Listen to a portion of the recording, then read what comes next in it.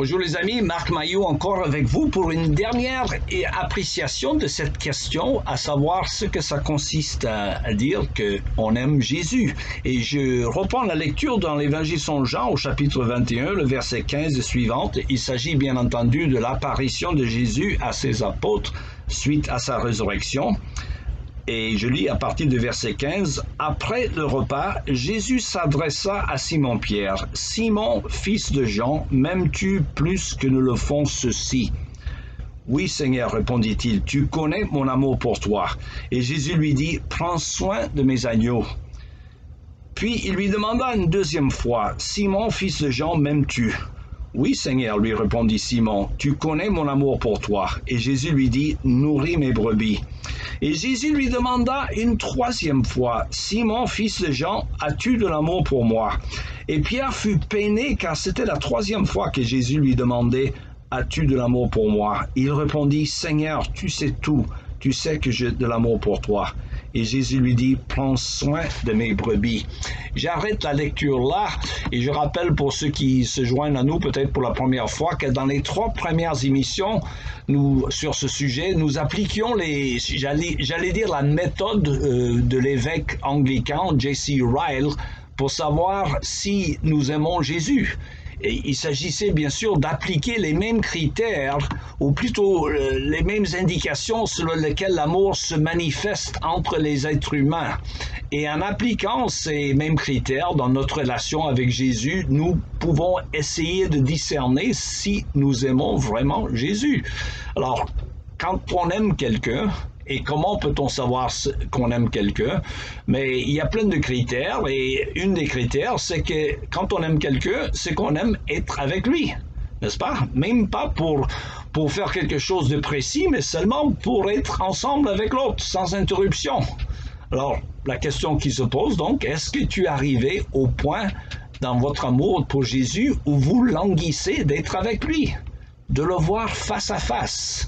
As-tu eu cet aperçu de la ville céleste qui pousse le jeune chrétien dans le célèbre allégorie, le voyage du pèlerin, qui pousse le jeune chrétien à persévérer contre tous les obstacles car il languit d'être dans la ville céleste pour voir son Sauveur.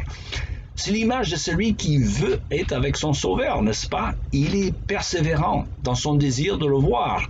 Alors, peux-tu comprendre donc l'expérience du vieux Siméon dans l'évangile Saint Luc qui attendait des années le Messie au temple de Jérusalem et dont lorsqu'il a pris le bébé Jésus dans ses bras, il disait « Maintenant, Maître, tu laisses ton serviteur s'en aller en paix selon ta parole car mes yeux ont vu ton salut. » Comprends-tu donc les sentiments de celui qui languit d'être avec Jésus? Alors, est-ce que tu languis d'être avec Jésus? Est-ce que tu l'aimes vraiment? Un autre marque d'amour, le 6e si je comptais bien, à savoir quand on aime quelqu'un, on aime parler avec lui et on aime parler de lui. On est fier de la personne que l'on aime, n'est-ce pas? Pour toi, elle a toutes les qualités et tu tiens à ce que tout le monde le sache. Tu entends certaines mères qui parlent de leurs petits-enfants et tu vois, elles les défendraient comme un ours, n'est-ce pas, ces petits. Alors, est-ce que tu aimes Jésus? Es-tu fier de lui appartenir? Lui, au moins, il a vraiment toutes les qualités. Hein? Alors, est-ce que tu parles de lui autour de toi? C'est ça l'amour, n'est-ce pas? C'est pas difficile à comprendre. Hein? Ton bien-aimé part en voyage, et bien sûr qu'il te manque. Et tu sautes quand le téléphone sonne, bien sûr. Alors, est-ce que tu as des enfants qui sont partis de la maison pour la première fois? Est-ce que tu as le cœur lourd parfois? Bien sûr. Parce que tu languis d'être avec eux? Est-ce que tu cours à la boîte aux lettres autrefois? Maintenant, tu vérifies ton courriel peut-être tous les jours pour savoir s'il n'y a pas un mot de celui que tu aimes. C'est normal, tout le monde comprend cela. Alors, est-ce que tu aimes Jésus? Alors, je ne comprends pas qu'il y a des gens qui disent qu'on ne peut pas savoir si on aime Jésus quand les preuves sont si manifestes. Hein?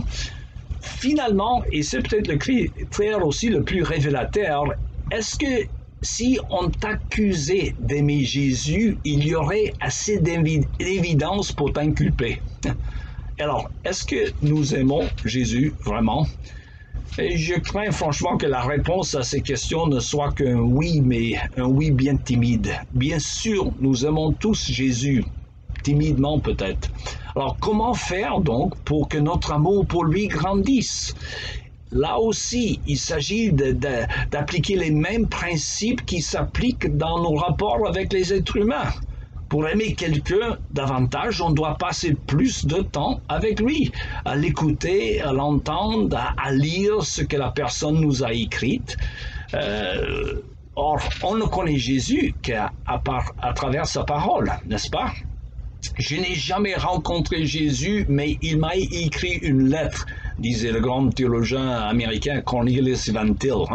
Je ne l'ai pas rencontré, mais il a écrit une lettre. Et donc, je vais étudier cette lettre pour aimer davantage Jésus. Il s'ensuit qu'il faut passer plus de temps à écouter ce qu'il nous a donné dans sa parole comme instruction et passer plus de temps avec lui dans la prière. Nous sommes ici pour cela. La foi chrétienne n'est pas une affaire de religion, comme je dis toujours aux gens, c'est une affaire de relation. Et dans une relation, ça se cultive, les relations.